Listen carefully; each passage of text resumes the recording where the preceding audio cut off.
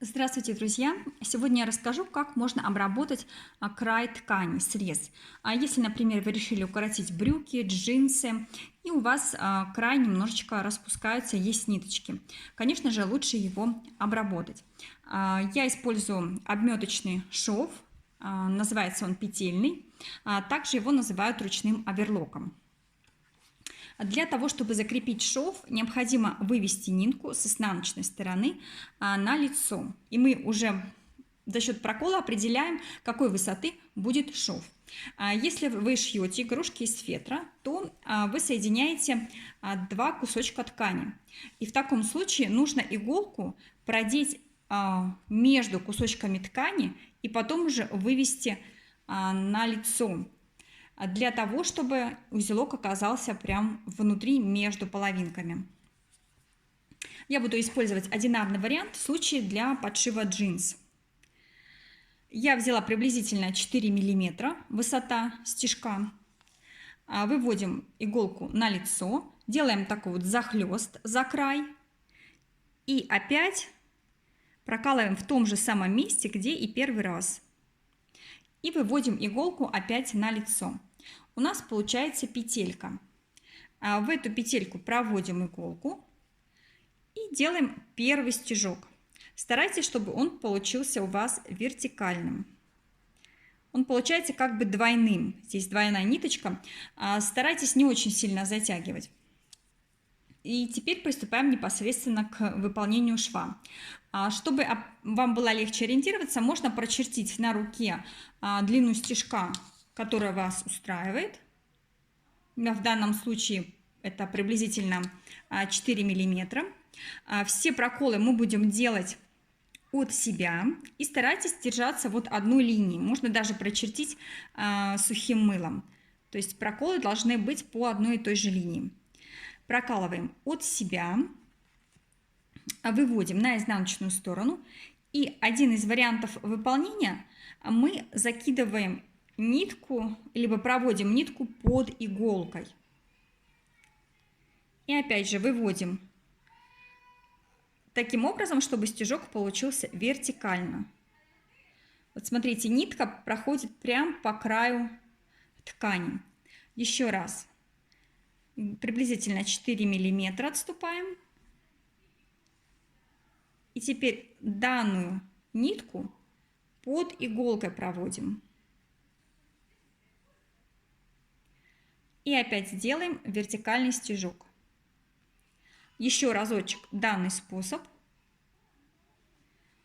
Прокалываем от себя на изнанку.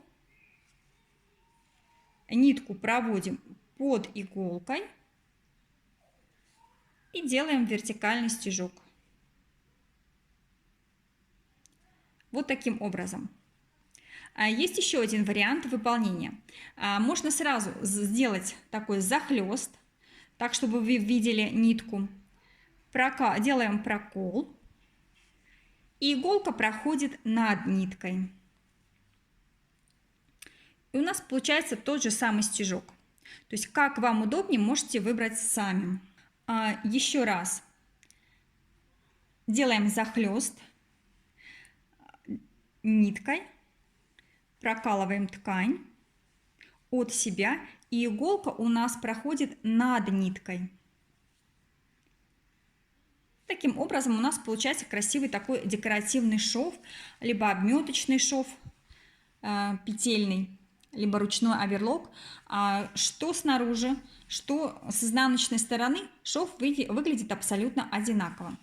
Когда вы обработали вот так вот край ткани вручную, можно уже подворачивать джинсы либо штаны и прошивать низ. В моем предыдущем видео я показывала, как можно сделать аккуратно вот такую машинную строчку вручную. Кому интересно, ссылочка будет внизу под данным видео. А теперь как же закончить данный шов?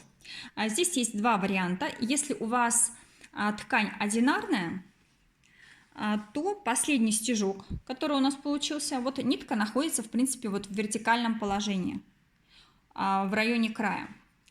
Нам нужно вернуться в то место, где был последний прокол на изнаночной стороне, и немножко захватить ткани. И прошиваем. Вот таким образом. То есть здесь одинарная нитка, последний стежок, а здесь у нас уже двойная. И теперь стандартным образом заканчиваем шов, как и в любом другом случае. Подцепляем 2 ниточки, в образовавшееся колечко просовываем иголку. И еще разок то же самое проделаем, чтобы закрепить наверняка. Получилось колечко, в него просовываем иголку и вот таким вот образом заканчиваем. Если же вы шили игрушку из фетра и соединяли два кусочка ткани, кстати, отмечу, что, как правило, при шитье игрушек используется двойная нитка. Для того, чтобы закончить, нам нужно еще разок сделать стежок, провести нитку под иголкой. Мы выводим нитку, обратите внимание, но еще разок просовываем иголку под нитку, для того, чтобы у нас одна нитка вокруг другой как бы закрутилась, и таким образом мы зафиксируем край. Посмотрите, как бы одна нитка накручена на другую. Вот таким образом.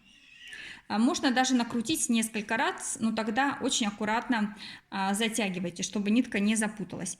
И теперь мы просовываем иголку внутрь, между 2 кусочков ткани, где-то подальше. Вот таким образом прячем край нитки, чтобы у нас шов не распустился. И потом можно эту ниточку вот так вот обрезать. Немножечко подтяните под себя, чтобы хвостика не было видно. Ну, на этом, друзья, у меня все. Делитесь своими впечатлениями, как у вас получился данный шов.